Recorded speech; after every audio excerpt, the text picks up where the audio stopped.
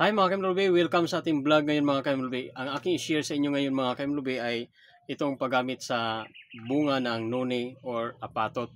So ngayon mga Kamlubi, mayroon akong isang piraso dito na hindi pa nasira. So ipakita ko sa inyo ngayon mga Kamlubi kung paano ko ito gagamitin dito sa ating bilang para sa personal care natin ba. Ayan. Dahil maganda dito ang mga benepisyo ito para sa ating sa skin care. Ayan. So ngayon mga Kamlubi ay naisipan kong what if ito ka na lang ang gagamitin ko ngayon mga Kamlubi para pang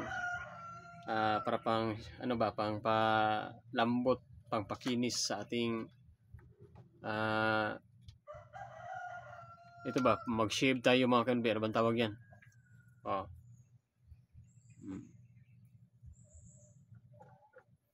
Medyo mabaho.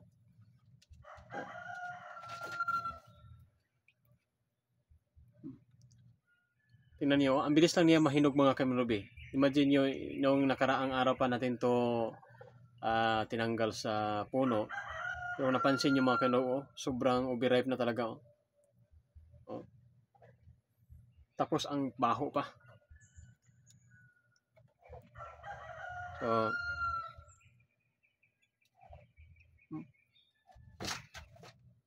ang baho mga Kamlubi.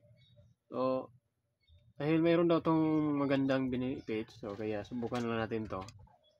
So try ko ito mga Kamlubi na pangpakintab dito sa balat natin mga Kamlubi para tanggalin natin tong ating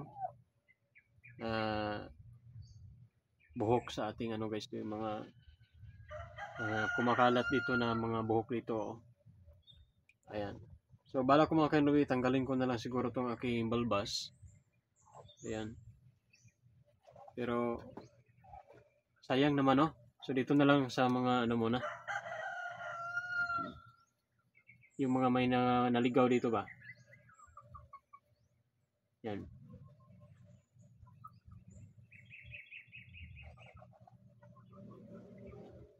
Yung mga ligaw lang ating tanggalin muna mga Kamlubi.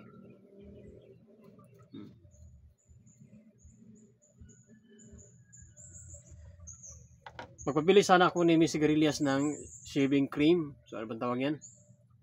Yung cream para pang shave ba. So i-comment nyo guys.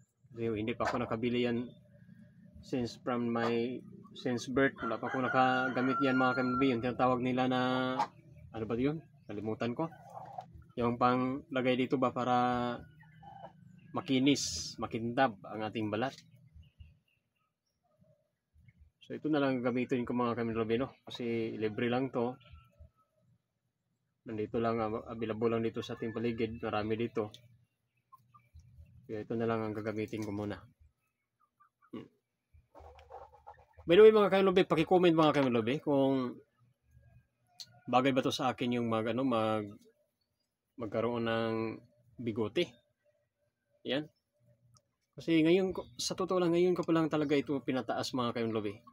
Kasi nagsimula ang aking pagtubo nitong bigote ko mga Kamlubi ay high school pa lang ako. Grade 6. Grade 6. When I was kasi nag-grade 6 ako mga Kamlubi, 18 years old. Nag-graduate ako sa grades elementary is 19 years old. So kumbaga late talaga ako nag-aral mga Kamlubi. So imagine nyo mga Kamlubi, noong 18 years old pa ako at ngayon ay hulaan nyo mga Kamlubi. Ilan na pala ang taon? Ilan na pala ang edad ni Mr. Wingbin? Ayan, i-comment nyo sa baba mga Kamlubi. Bigyan ko ng G. G. Kung sino man ang makahula sa aking age. Sige, i-comment nyo guys kung sino makahula dito sa aking edad. So imagine nyo mga Kamlubi, nagsimula pa itong aking balbas noong 18 years old. Kung hindi ko ito tinanggal mga Kamlubi, ano na kaya ngayon? Siguro sangko na sa yuta, no? Pero by the way mga Kamlubi, paki-comment mga Kamlubi kung bagay ba ito sa akin magkakaroon ng balbas. Kasi sa gabal sana to Gusto ko sana tanggalin ko to kasi may mayroong mga follower natin na i-meet natin sa mga susunod na araw, parang hindi pa ako komportable na magkaroon ng ganito ba. Kasi parang hindi pa ako confident. So paki-comment na lang po kung bagay po ba ito sa akin mga kamilubi yung magkaroon ng bigote.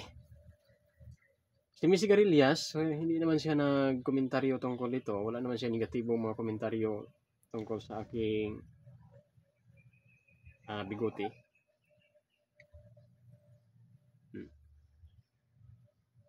So paki-comment lang po mga kamilubi kung bagay ba ito or tanggalin ko lang kaya siguro to. So tanggalin ko lang mga kamilubi ito, mga ligaw dito. Oh. Iyan na siguro muna natin to mga isang linggo kung ano nakahaba to sa next week. So paki-comment na lang po mga kamilubi kung bagay po ba ito sa akin mga kamilubi na mayroong ganito. Kasi sa totoo lang po, mula elementarya hanggang nag-college ako guys, nag-eskwela ako guys, ay talagang wala akong balbas na pinatubo. Tinanggal ko talaga siya araw-araw. Ngayon nag-vlogger na ako, ngayon ko lang ito siya, nag-try lang akong pataasin para masubukan din natin ba. Kaya paki-comment sa baba guys, ilang taon na si Mr. Wingman sa tingin ninyo? Hindi ko lang isabi sa inyo mga kamilubi muna. Para bibo. Para bibo ba?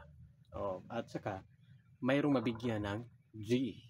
Ito naman ang trivia natin ngayon sa week na ito mga kamilubi. So, ito ang trivia natin kung ilang taon na ba si Mr. Wingman. Okay, i-comment nyo guys, ilang taon na sa Mr. Wingman. Walang kasali dito ang mga relatives ha, mga kapatid, mga pamangkin. Walang kasali dito ha. Walang kasali sa bigayan ng G kasi ba. Sige, i-comment nyo guys. Comment nyo ang edad ni Mr. Wingman. Mamili ako kung sino ang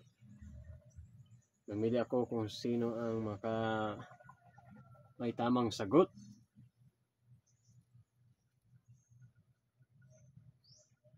Sige, umpisahan nyo guys, i-comment nyo na guys. Comment kayo guys sa saan sasagot, tapos I need your suggestion din ha. Kung ano ba ang suggestion niya guys. Tanggalin ko ba itong aking balbas? O pahabain ko na lang to hanggang dito or hanggang yuta. Ayan guys, yan, that's for today. That's all for today for this vlog. So thank you so much guys sa inyong panonood. I hope na mag-participate ang lahat. Comment na po kayo guys. Comment lang. Naku, mayroong buhok na puti guys. Oh, tanggalin muna natin to. Bakit may puti dito guys?